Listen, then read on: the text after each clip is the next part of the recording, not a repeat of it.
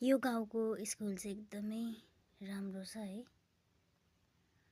मलाई चाहिँ एकदमै मन परेको है। म चाहिँ फर्स्ट टाइम गएको थिएँ यो ठाउँमा अनि धेरै कुराहरूको एकदमै राम्रो चिजहरू पाइदो रहेछ अनि देख्न पनि है अनि अनुभव पनि गरेँ र धेरै चिजहरू एकदमै राम्रो पनि छ। सो मौसम पनि उत्तिकै राम्रो होइन अनि हरियालीहरू पनि छ अनि